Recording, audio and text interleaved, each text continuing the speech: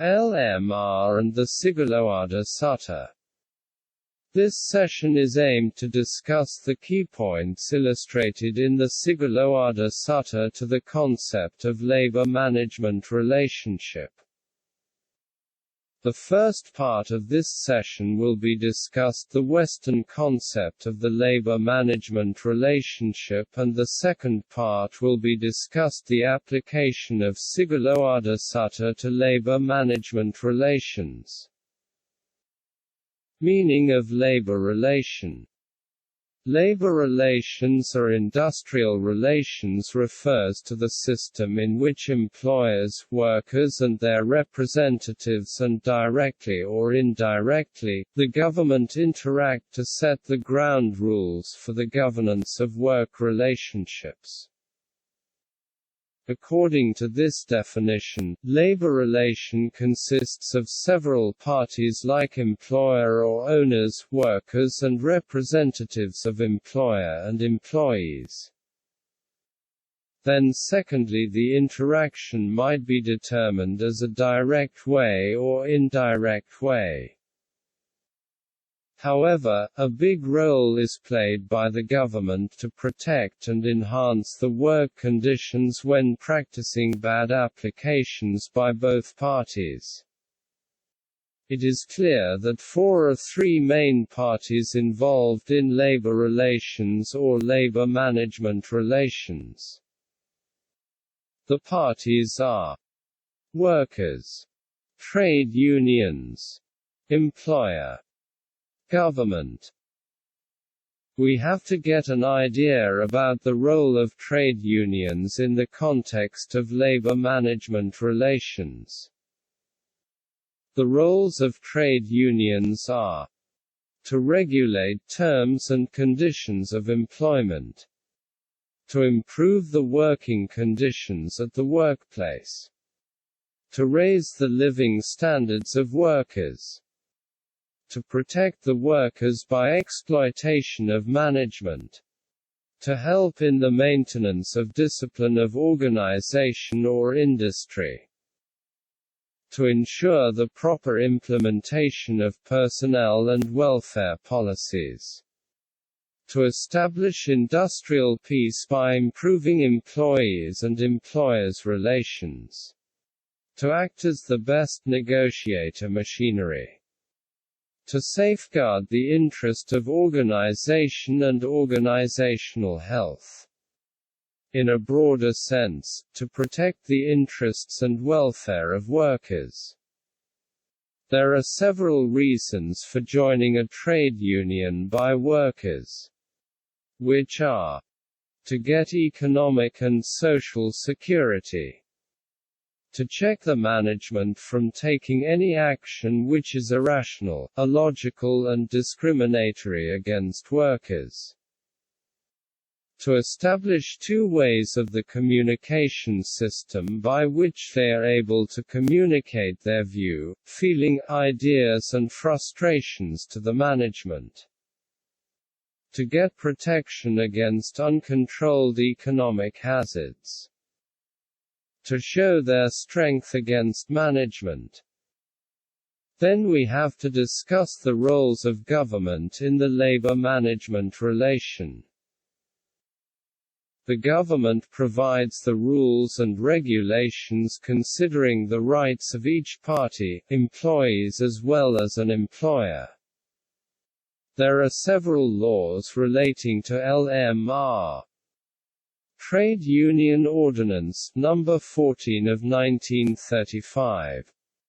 Wages Board Ordinance, No. 27 of 1941. Shop and Office Employee Act, No. 19 of 1954.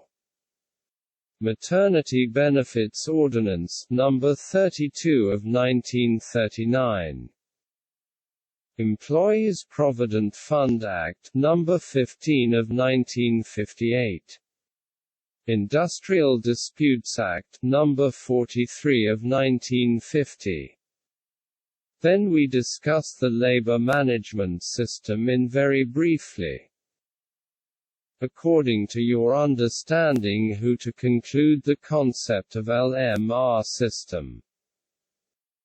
The role of trade union and the government imply that LMR system in a country or in an industry rests on protecting and winning the rights of employees as well as employers.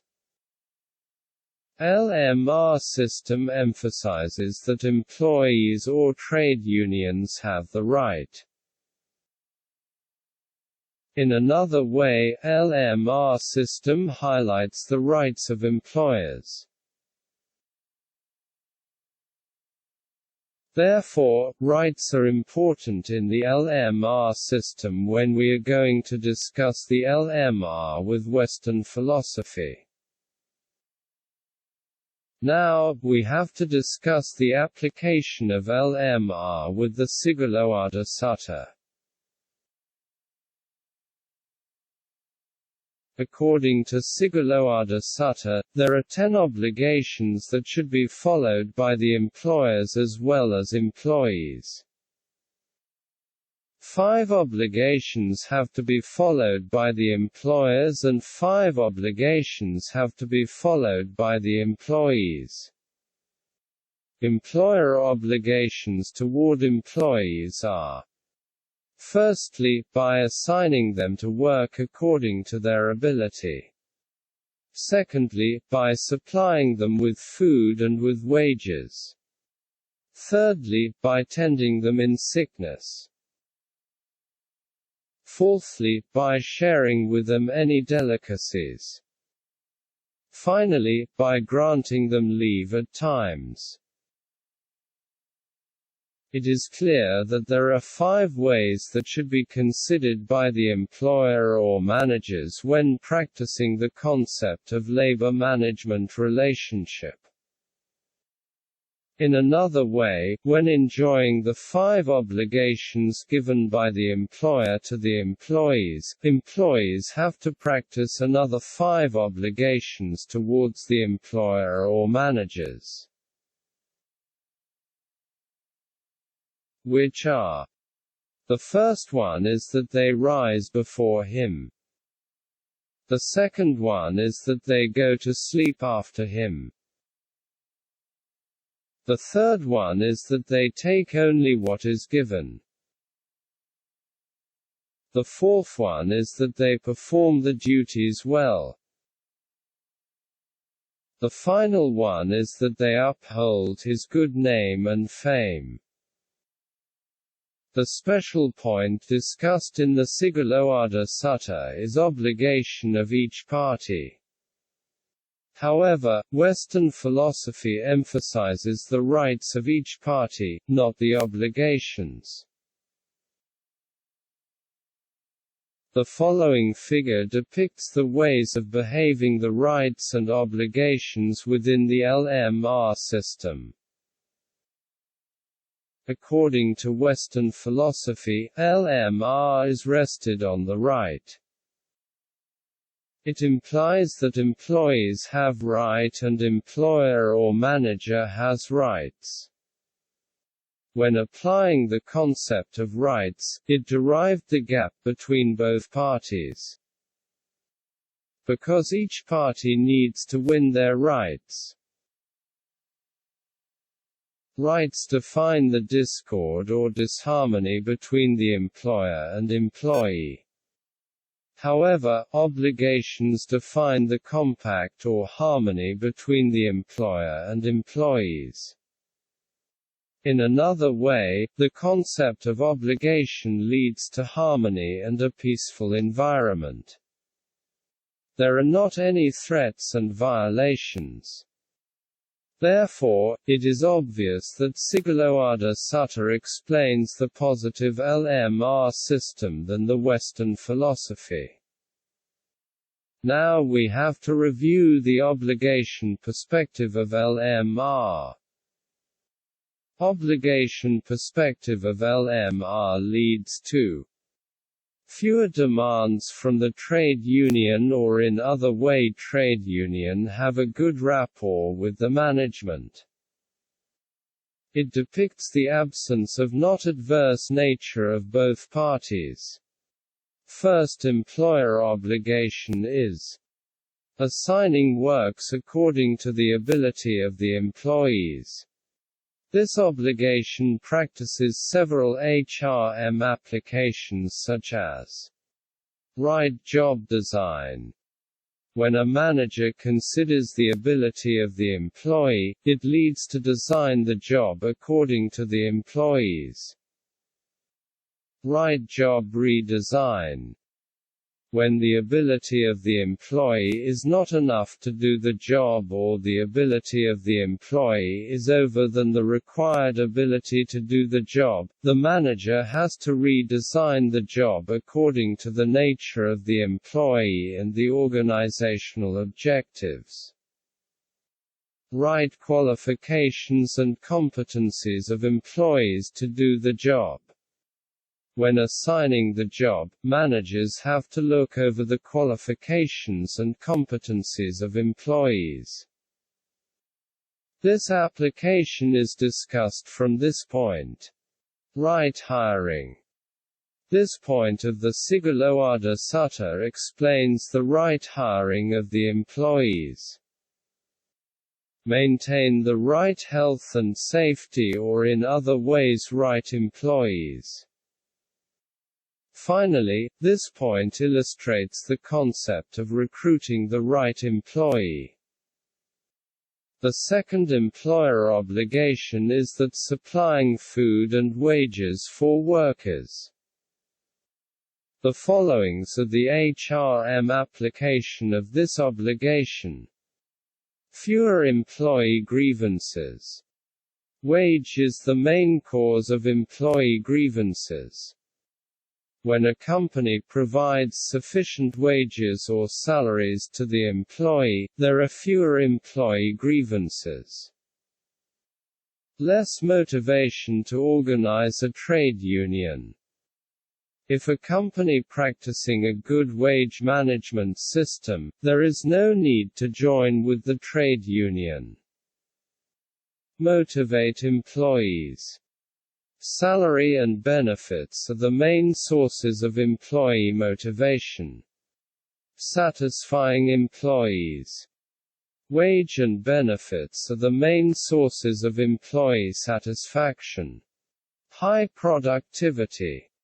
Because of the high motivation and satisfaction, employees are likely to do the work with their highest potentiality.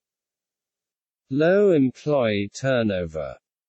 Good wages and salary systems lead to retain the workers. Low employee absenteeism. The third employer obligation is that treat employees when they are in sickness. The followings are the HRM application of the third obligation. Increase loyalty to the employer. When a company practicing welfare such as providing medical treatments to the employees, the loyalty of the employee is increased automatically. Fewer grievances. Good welfare facilities lead to fewer employee grievances. Less effort to organize trade union activities.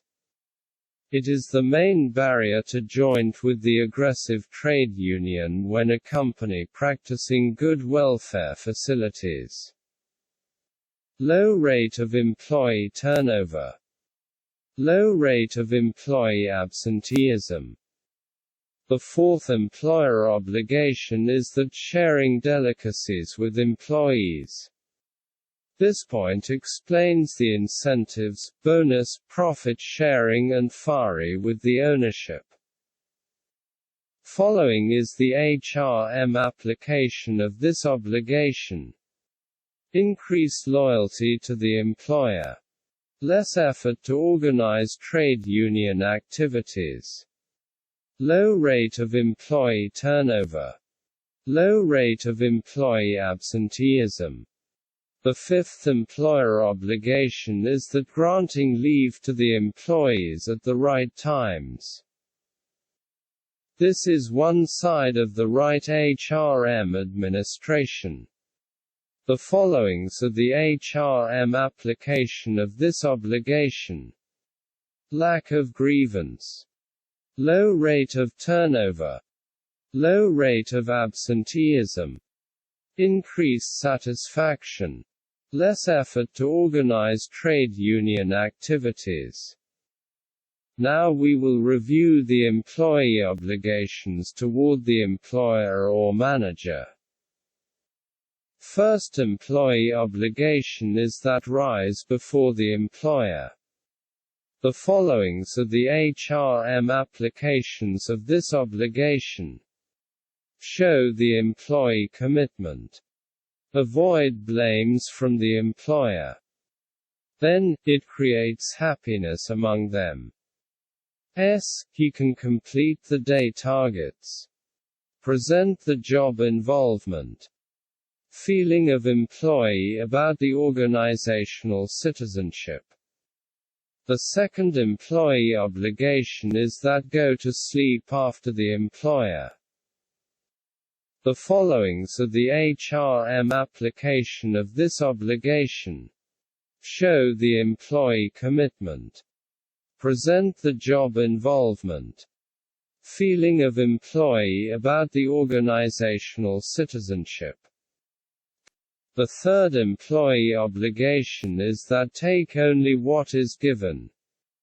The HRM applications are: show the employee commitment, indicate that the employee is happy about the salary, present the employee commitment, present employee loyalty, present that employee is living with happy, present that the employee is not violating the organizational rules and regulations.